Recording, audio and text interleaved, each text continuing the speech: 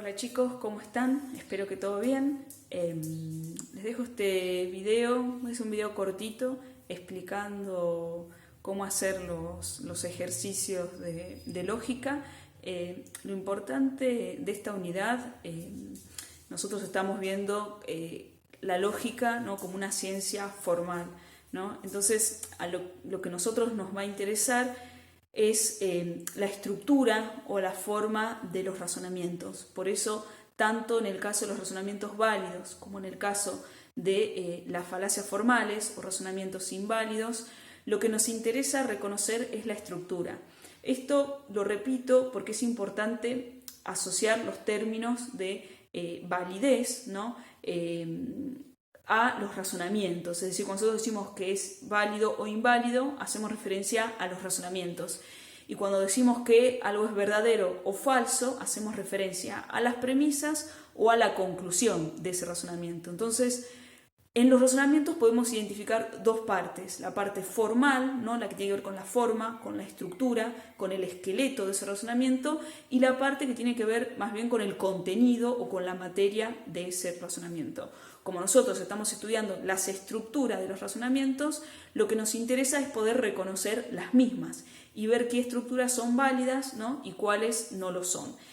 En este caso, nosotros habíamos hecho una definición, ¿no?, de lo que era un razonamiento válido, ¿no? Y el razonamiento válido es aquel razonamiento que me garantiza, ¿no?, me garantiza que si sus premisas son verdaderas, la conclusión también lo es.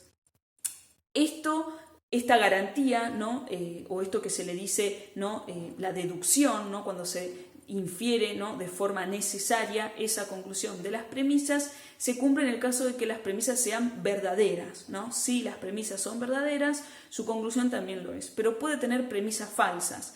En el caso de tener premisas falsas, un razonamiento, no importa si es un razonamiento válido o no nos dice nada de la conclusión. Es decir, nos puede llevar tanto a una conclusión verdadera como a una conclusión falsa, ¿no? No necesariamente premisas falsas llevan a una conclusión falsa.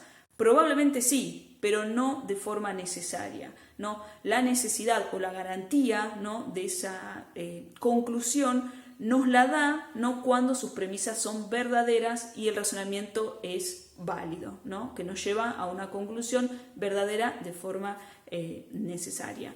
Y bueno, y en el caso de las falacias, como son razonamientos inválidos, no importa si sus premisas son verdaderas o falsas, no nos garantiza de ninguna manera la verdad de la conclusión, sean falacias o razonamientos no deductivos o razonamientos inválidos.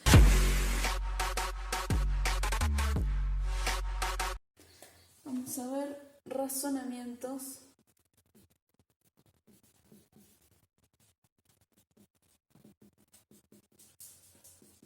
deductivos.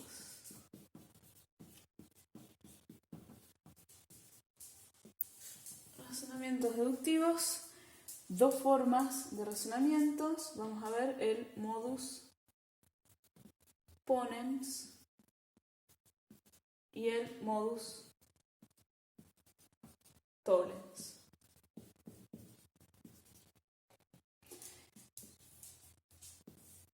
Lo importante es ver la estructura de estos razonamientos. La estructura del modus ponens es esta y la estructura del modus tollens es esta.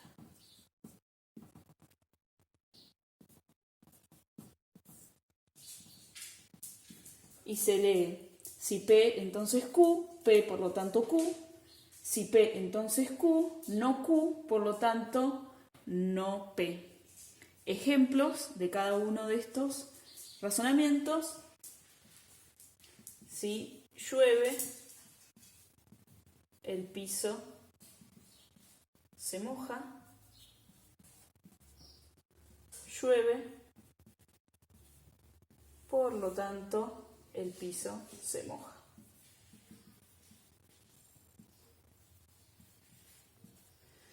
Y si llueve, el piso se moja.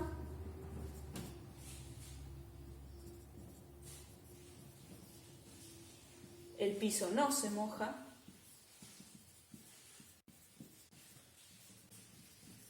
por lo tanto no llueve o no llovió. Lo importante de estos dos tipos de razonamientos es poder, ¿no?, identificar, ¿no?, en el condicional estas dos partes, es decir, el antecedente y el consecuente. Entonces tenemos un condicional, que es esta flechita, que dice, significa que si P se da, entonces Q también. El modus ponens afirma P, por lo tanto significa que Q se da.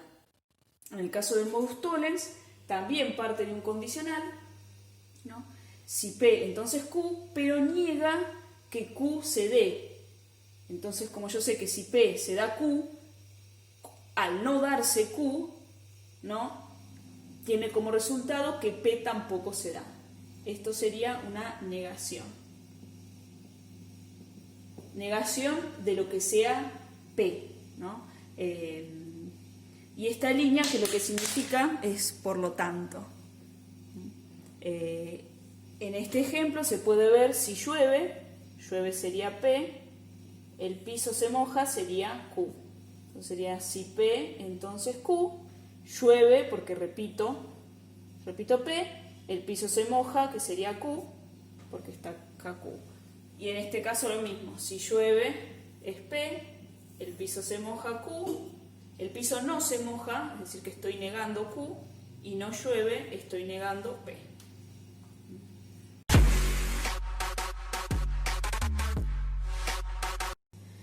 En el caso de los ejercicios para resolver, yo lo que les voy a pedir es poder identificar qué estructura o qué forma se encuentra en los ejemplos que yo les doy.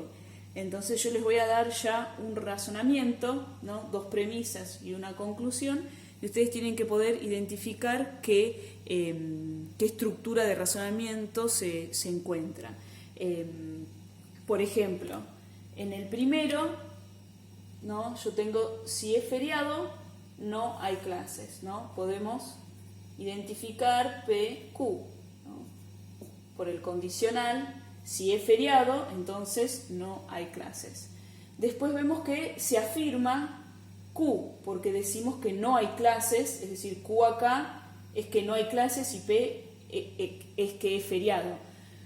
Como acá Q es que no hay clases y acá dice no hay clases, le corresponde Q, y es feriado sería P.